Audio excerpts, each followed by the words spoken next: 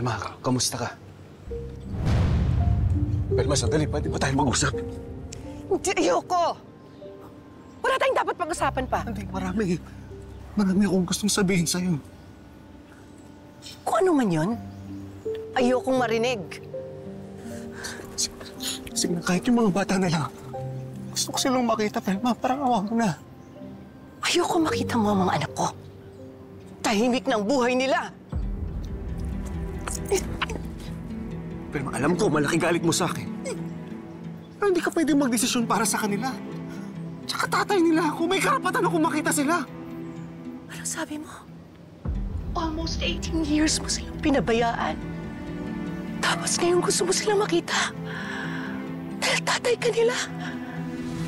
Niloloko niya tayo eh. Tay, totoo po ba? Ang ano? Si tatay po may ibang anak na? May ibang pamilya na? Totoo mga anak. May ibang pamilya na ang tatay niyo. Ano? Hindi ba gagawa ng anak ko ng mga opya? Kasi naman po di po ako makapag-review ng ayos na eh. Kasi pag naalagaan ko po si Colleen, Bakit hindi mo sinabi sa akin? paano niyo po siya aalagaan? Eh, lagi po kayo pagod. Tsaka lasing. Ikaw pala ang nanay ng magnanakaw na to! Hindi magnanakaw ang anak ko. Ninakaw niya sa akin to! Para po mabayaran niyo na po yung may-ari ng sasakyan na nasira niyo. Ayoko po kayong makulong. Ayoko po. Hindi mo alam kung anong pinagdaanan ng mga anak ko nung iniwan mo kami. Anong karapatan ang pinagsasabi mo?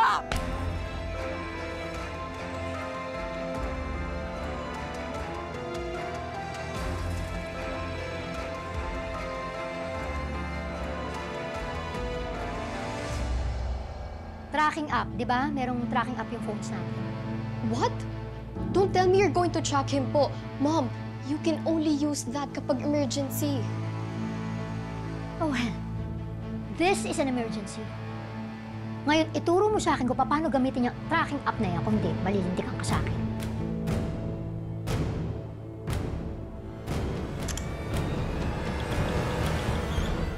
Velma, sorry sa mga sinabi ko.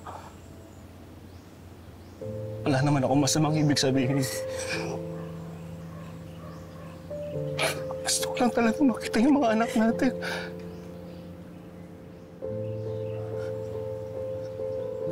Miss ko na sila. Huwag mo nang alalahanin ng mga anak ko. Okay sila. Dahil pinalaki ko sila ng maayos. Alam ko.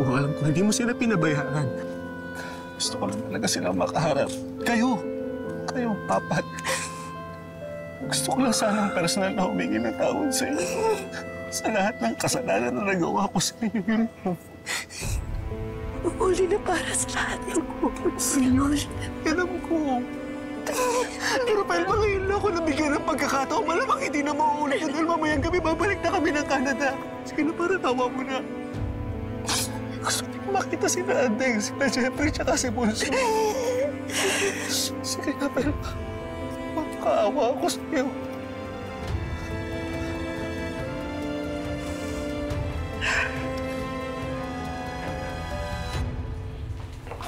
Jeff, Andrea, mga anak ni Shalma. Abby. Hi, nice to meet you. Ano po kami sabi? Oh, yeah. These are the photos na pinili ni Nanay. Oh, wala kayong picture ng father niyo? At tinapon na ho kasi namin yung mga pictures na kasama siya. Maganda sana na may pakita natin siya kahit once lang. Wala na ba talaga? Sorry, kasi hindi na siya part ng family namin. Miss Abby! Hindi namin in-include. Ito po, oh. Andiyan po yung pictures ni tatay. Oh, meron pala kayo na-save eh. Excuse me lang ha. Ipapakulate ko lang mga ito sa producer for sequencing. Miss Abby, baka po pwedeng ko na isama, please. Promise, isa lang ang gagamitin namin. Mark, mag-set up ka na. Errol, come with me.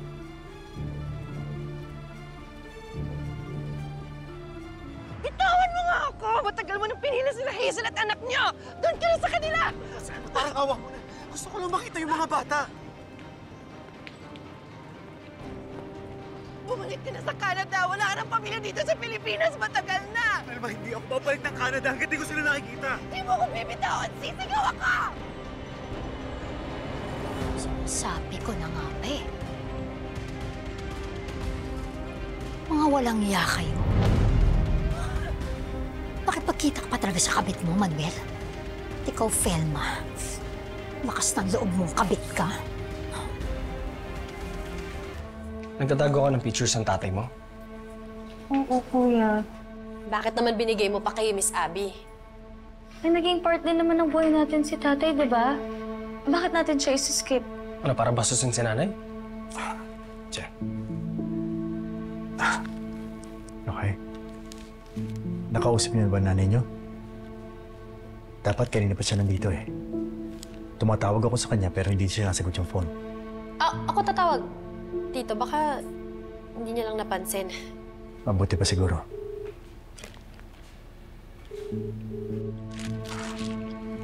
Subukan ko nga rin tawagan. Try ko ulit, ha? Sumasagot? Sumasagot eh. Ang kapal na mukha nyo! Ha? Lalo ka na, hindi ka na nahiyang kabit ka. Ito yung kabit, oh. Ano, nagkakaubusan na ba ng lalaki? Ha? Kaya pati asawa na may asawa, inaagaw mo! Tikit mo! Ano? Hindi ako kabit! Anong hindi? Kabit ka, kabit, kabit! Ayan po, ayan yung kabit! Ayan yung kabit, oh! Tingnan nyo, andyan yung kabit! Hazel! Ano? Hindi kabit si Felma, alam mo yan! Anong hindi kabit? Ano sabi mo, ha? Ito yung walang niya akong asawa, ito, oh! Ayan po siya! Tumigil ka na! Aha? Ano? Ito ba yung sinasabi mo sa anak mo na letting off my steam? Ang makipagkita sa kabit mo? Hindi ko sa kabit, alam mo yan! Ano hindi? So ano mo siya, ha? Ano siya sa buhay mo? Ayun ang kabit, ayun! Yun po, ano? Tama yung pit. Tatanggol mo pa yan, ha? Hoy, sandali lang. Saan ka pupunta, ha? Hindi pa tayo tapos! Ha? Hindi pa tayo tapos. Tama na! Bakit, ha? Tumigil ka na, Isaac! Tatanggol mo pa yan! Pinuproteksyon mo pa yung kabit mo, ha? Sabi! Si O, ayan na. Ninang, Si nanay ho. Nagpasalon, hindi pa ba dumadating? kay Robil? May number niya ako. Wait, tawagan ko, ha? Yung i-loudspeaker mo.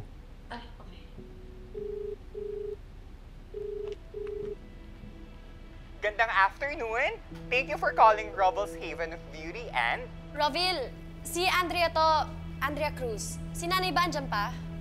Miss Andrea, kanina pa gumari si Mother Felma pero nasa side ko pa yung karo niya sa may park. Hindi pa rin umaalis. Pwede mo kaya i-check yung kotse niya? Surely, balikan Sige, salamat. Hindi kaya nasiraan si nanay? O may dinaanan? Hindi, dadaanan na lang natin sa ano. Dadaanan ko na lang sa salon. Malapit lang naman dito yun eh. Jeff, mabuti pa samahan kita. Halika na. Sige. Kuya, tawagan mo ako, ha? Sige, sige.